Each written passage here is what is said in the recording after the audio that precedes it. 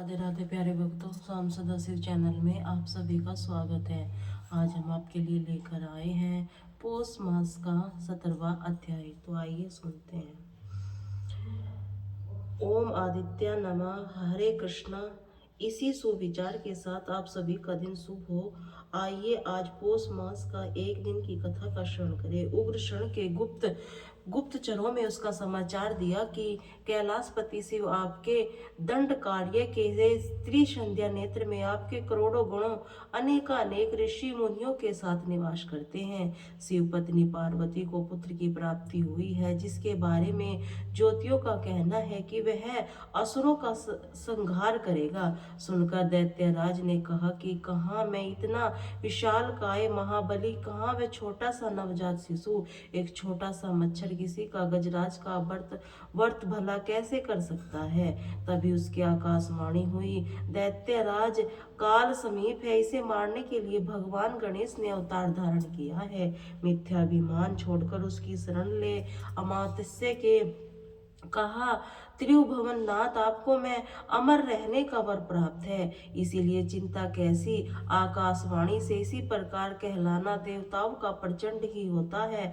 आपकी आज्ञा हो तो हम में से कुछ वीर और स्थान पर जाकर अवसर मिलने पर उस बालक को मार डालें, जिससे आप निश्चित हो सके। उग्रकर्ण ने चैन की सांस लेते हुए कहा, यही करना होगा।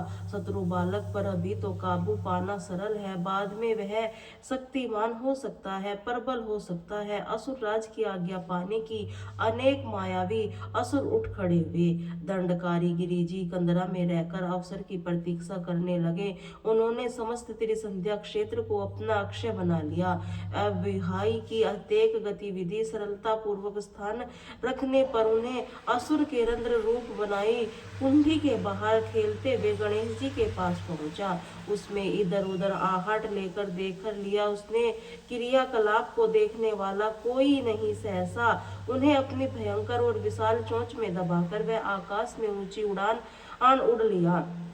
तभी किसी कार्य विधि सुर की चोंच में दबे हुए गणेश जी ने माता की पुकार सुनी तो असुर के मस्तक पर मुक्के का प्रहार कर बैठे। बस एक ही प्रहार से असुर का मस्तक चूर्ण कर दिया और वह धरती की ओर गिरने लगा। गणेश जी का सुखपूर्वक उसके मुख से ही बैठे रहे। माता ने गृत्र सहित अपने पुत्र को आकाश से गिरता हुआ देखा तो और उस ओर दौड़ पड़ी। उसने उसे राक्षस की धरती पर गिरकर धाराशाही किया और पार्वती जी ने तुरंत ही गणेश जी को उसकी चोंच से निकालकर अपनी गोद में लिया और उसे शांत कराने लगी। क्षेम और कुशल नाम के दो असुर बड़े बलवान थे। अवसर देखकर आश्रम में घुस आए, किंतु माता पार्वती को उस बालक के पास बैठी देखकर दबे पांव एक कोने में जा छुपे। जब माता ने अपने पुत्र को पालने में लिटाया और किसी काम के बाहर चली गई, तब दोनों असुर पालने के पास आए। उन्होंने बालक को उठाने लगे, तभी गणेश जी ने अपने पांव चलाए। लीला पूर्वक एक एक पैर दोनों के पास बैठकर एक एक पैर दोनों की असुर दूर जाकर इतनी जोर से गिरे कि उनकी हड्डी पसली तो चूर्ण हो गया और उसके हृदय फट चुके थे। रक्त वमन करके वे शांत हो गए थे। माता आई तो वह दृश्य देखकर अवाक रह गई। उसकी समझ में नहीं आया यह दोनों यहाँ किस प्रकार आए और किसने इन्हें मार डाला। पार्वती जी ने अपने पुत्र को गोद में उठा लिया। गणों को आदेश दिया कि उस असुर के शरीर को उठाकर दूर जंगल में फेंक कर 3 राक्षस मारे जा चुके थे, किंतु उस बालक का बाल बाका नहीं कर पाए थे। इतने असुरों में मन में शंका और भय को उत्पन्न हो गया। इस बालक में कोई न कोई विशेष बात तो जरूर है, फिर भी मैं अपनी विशेष सामर्थ्य से अपरिचित थी, इसीलिए उसे मारने का अनेक उपाय सोचने लगे। राक्षस दल से क्रूर नामक एक असुर अत्य की क्रूर था। उसे यथा नाम तथा गुण अर्थात जैसा नाम वैसा ही गुण अनुयुक्त नहीं होगा। एक दिन उसका भी काल वहां पर पर उसे खींच कर ले आया।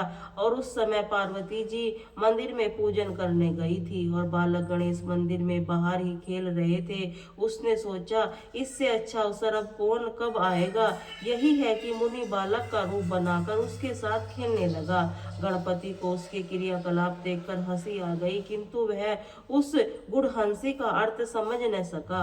अब कभी उसका कंठ पकड़ता, कभी उस बाल गणेश के केस खींचता। शुरू कर गणेश जी ने उसका ज्यादा प्रतिरोध नहीं किया, किंतु जब असुर की आघात तेजी से आने लगा, उन्होंने बलपूर्वक उसका गला पकड़कर दबा दिया। मंदिर से बाहर निकलती हुई देवी ने पुत्र की यह चेष्टा देखी तो शांतिचित हो गई। यह मुनि कुमार का गला कहीं ज्यादा जोर से न दबा दे, कहीं वह कुछ अनर्थ न हो जाए, यह सोचकर वह बड़े बेचैनी दौड़ी, किंतु तब तक उसके प्राण पखेरु उड़ चुके थे और छह छंद्रवेश छोड़कर अपने असुर रूप प्राणहीन रूप में धरती पर गिर चुका था। उसे देखकर देवी पार्वती बड़ी व्याकुल हुई और उन्होंने अपने पुत्र को उठाकर गोद में लिया। तब उसी असुर दल को अयोग्मासुर नाम का एक असुर था, जो कि भगवान गणेश के हाथों ही मारा गया। यह असुर झांझावत का रूप रखने से सिद्ध था, इसीलिए दैत्यराज के दरबार में इसका बड़ा सम्मान था। वह गणेश जी का वध करने के लिए त्रिसंध्या क्षेत्र में ही रह रहा था। एक दिन गणेश जी का उपरोक्त संस्कार होना था। माता पार्वती के सिवा साथ निवास करने वाले ऋषि पत्नियों ने उन्हें दिव्य वस्त्र अलंकार धारण कराए।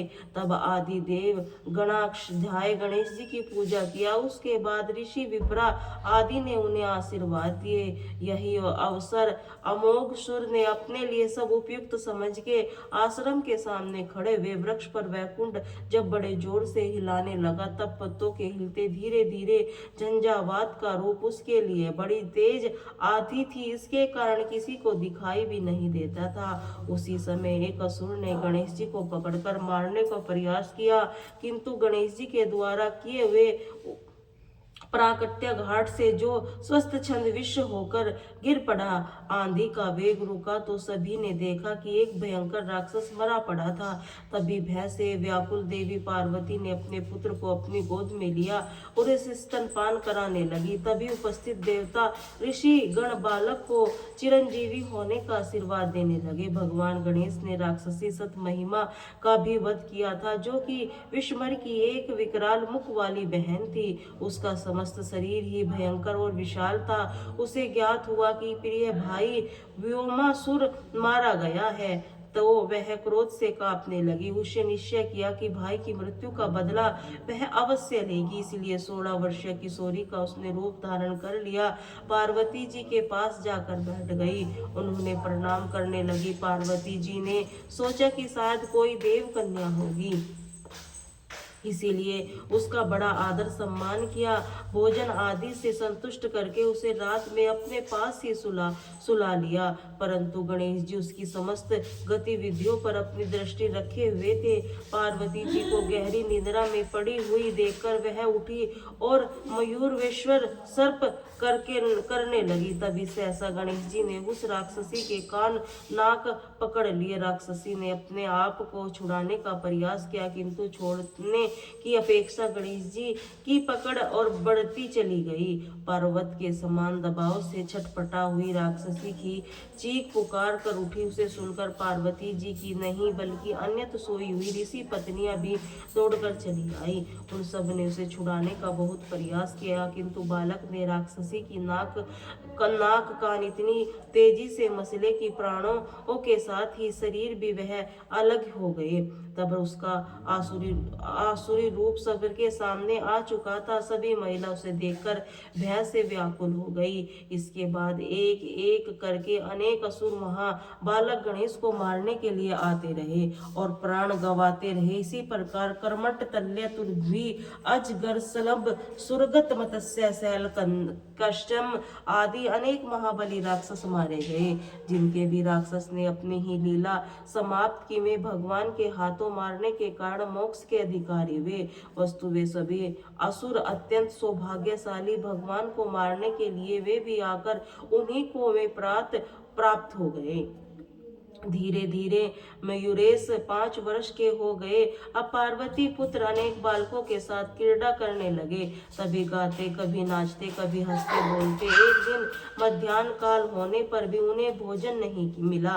पार्वती जी ने किसी कार्य में व्यस्त थी और वह भूख भूख से व्याकुल होकर सोच रही थी, भोजन कहाँ और कैसे प्राप्त हो। जो कोई उपाय नहीं समझा तो यही नहीं आया। वे बालक गणेश महर्षि गौतम की कुटी में जा पहुंचे तो कुटी बहुत पास से श्री ऋषि अपनी पत्नी भोजन बनाती हुई किसी के काम से उठकर रसोई घर के बाहर निकल आई। अवसर देखकर गणेश जी ने रसोई घर में जाकर पके हुए भोजन का पात्र उठाया और चुपचाप बाहर निकल आए। साथ ही बालकों से पूछा, क्या तुम उन्हें कहा भोजन भूख लगी है इसीलिए उठा लाया। खेलते हुए बहुत देर हो गई, चलो पहले खा लेते हैं फिर बाद में खेलेंगे। ऐसा कहकर उन्होंने अन्न पात का अन्न कभी बालकों के बराबर बराबर बांट दिया और अपना हिस्सा भी ले लिया। फिर सभी ने पेट भरकर भोजन किया। उसके बाद खेलना आरंभ किया। इधर ऋषि पत्नी ने रसोई घर में जाकर देखा कि अन्य अन्य पात्र तो नहीं है। वे बड़े विस्मित मन से महर्षि के पास जाकर बोली, हे नाथ, रसोई में जो अन्न पात्र नहीं है, अभी तो बलिरेश्वर कर्म भी नहीं पाया था। महर्षि को भी बड़ा आश्चर्य हुआ। रसोई घर में गए और सब उन्होंने देखा कहीं भी अन्न पात्र नहीं है। तभी बाहर निकलकर उन्होंने देखा कि उमापुत्र के साथ कुछ मुनि बालक खेल रहे हैं। वही खाली अन्न पात्र उनके पास में पड़ा हुआ था। उन्होंने समझने में देर नहीं लगी। उसने से ही किसी ने अन्न पात्र चुराया और मिलकर खा लिया है। उन्होंने लगाकर गणेश जी की करतूत ज्ञान की। तब क्रोधित होकर बोले, अरे तू शिव पार्वती का पुत्र होकर ऐसा दुष्ट कर्म कर है और हम तो तुम्हें परम ब्रह्मा परमात्मा समझते हैं। ऐसा कहकर उन्होंने मयूरेश्वर का हाथ पकड़ा और पार्वती जी के पास ले गए। वहां जाकर वो कहने लगे, शिवे, आपका यह पुत्र आए दिन उपद्रव करता रहता है। आज तो इससे हमारा अन्न पात्र ही चुरा लिया। बलि विश्वेश देव जी ने सुना तो बोली, महर्षि, मैं तो इसके क्रियाकलापों से बड़ी परेशान हो रही हूँ। इसके उत्पन्न होने से असुरों के उपद्रव आरंभ हो गए। बालकों के साथ ही खेल खेल में उलझ जाता है, जो पीछा नहीं छोड़ता। अब वह घरों में घुसकर भोजन को चुराने लगा। अब इसे दंड देना ही पड़ेगा। ऐसा कहकर माता ने रस्सी लेकर पुत्र के साथ हाथ पांव बांधने आरंभ कर दिए। देखकर मैं ऋषि कहने लगे, मातेश्वरी, इसे बांधने की अपेक्षा स्नेह पूर्वक समझाओ, ऐसा न किया करे। मैं ऋषि चले गए, लेकिन देवी पार्वती ने अपने पुत्र को दृढ़ता से बांधकर कोठरी में बंद कर दिया। फिर बाहर आकर विश्राम करने लगी। जब विश्राम करने लगी तो ऐसा लगा कि मानो उसका पुत्र तो उसकी गोद में ही खेल रहा है। फिर बाहर की ओर देखा। जब बाहर देखा तो उन्होंने नजर आया कि उसका पुत्र तो बालकों के साथ खेल रहा है। माता का आश्चर्य हुआ। उन्होंने कोठरी खोलकर देखा तो हाथ पांव बंधे हुए मयूरेश्वर पहले की तरह बैठे हैं, जैसे उन्हें बांध कर बिठाकर गई थी उसी अवस्था में बैठे हैं। उनके नेत्रों से आंसू गिर रहे थे। पार्वती जी ने अपना मन कठोर करके फिर से किवाड़ बंद कर दिए, क्योंकि बालक को सीख देने के लिए कुछ डराना तो था। अब वे कुछ देर के लिए ऋषि पत्नी के पास जाकर बैठ गई, किंतु पुत्र ने कोठरी में बंधा रहने का कारण वहां पर भी उनका मन नहीं लगा। वे अपने आश्रम की ओर लौटी तो रास्ते में देखा कि रास्ते में मयूरेश्वर खेल रहे थे। माता ने पुत्र का दुख भूलकर उसे स्नेह पूर्वक पुकारा, बेटा चलो घर चलकर कुछ खा पी लो। बालक ने उत्तर दिया, माता अब किसे पुकार रही हो, यहाँ तो मयूरेश्वर है ही नहीं, उसे तो अपनी कोठरी में बंद कर रखा है। तब माता को ध्यान आया। वह दौड़ी दौड़ी आश्रम में पहुंच गई। उन्होंने कोठरी खोलकर पुत्र को देखा तो वह रोता रोता सो गया था। देवी पार्वती ने बंधन खोलकर उसे अपने हृदय से लगा लिया। उधर महर्षि गौतम ने वहां से लौटकर देव पूजन आरंभ किया, किंतु यह क्या, उसके मंदिर अभिमूर्तियां गणेश के रूप में दिखने लगी। कहने लगी, देखो इससे कितनी प्यारी कितनी भारी भूल हो गई। मयूरेश्वर के सामान्य बालक को समान पकड़कर उसकी माता के पास ले गया और उन्होंने भी उसे लताड़ करते हुए कठोर रस्सी से बांधकर घर में बंद कर दिया। वस्तु यह हमारा सौभाग्य ही था। साक्षात परम ब्रह्मा ने अपनी मित्र मंडली के साथ हमारा भोजन ग्रहण किया। वे भगवान अब मेरा अपराध क्षमा करे, ऐसा कहकर मैं ऋषि गणेशपति ने ध्यान में मनन हो गए। अपनी पत्नी पुनः भोजन बनाने में व्यस्त हो गई। आज की कथा में इतना ही। आगे का वृत्तांत आप सभी अगले अध्याय में जरूर सुनिए। रवि हरत घोर अंगणित किनन पसारी, वंदन करु चनंदन अर्ध देऊ जलधारी, सकल दृष्टि स्वामी हो चराचर के नाथ, निस्दिन हो तुमसे होवत संध्या प्रभात। जय भगवान सूर तमहारी, जय खरगेन दिन कर शुभकारी, तुम हो सृष्टि के नेत स्वरूपा, त्रिगुणधारी वेद स्वरूपा, तुम हो कर्ता पालन सारक भुवन चतुर्दश संचालक, सुंदर चतुर भवन धारी, रसम रथी तुम गगन बहारी, शंकर चक्र अरुश्वेत कमल धरवर, मुंद्रा सोवत चीटे शीघ्र मुकुट कमंडल गल, मारा चरु तिलक पर भाल, विशाला सप्त आयुर दुर्गामी, अरुत साती गति वितराम, वरुण आभूषण धारक अति प्रेतो लाल, पराथक सर्वोत्तम तुम्हें ऋषि वेदा मित्र कहे, तुमको शब वेदा पंचदेव पूजे दाते, मन वांछित फल साधक पाते, द्वादश नाम जाप उदारक, रोग शोक अरु कष्ट निवारक, माँ कुंती तब ध्यान लगायो, दानवीर सुत कण पायो, राजा युधिष्ठिर तब जस गायो, अक्षय पात्र वन में पायो, वस्त्र त्याग अर्जुन अकूरा, आदित्य हृदय पायो, विंध्याचल तब मार्ग में आयो, हाहाकार त्रिम को छायो, मुनि अगस्त गिरी गिरव मिटायो, निज तब बल से विधन न पायो, मुनि अगस्त तब महिमा गाई, सुमर भय विजय रघुराई, तो के बरोक मधुर फल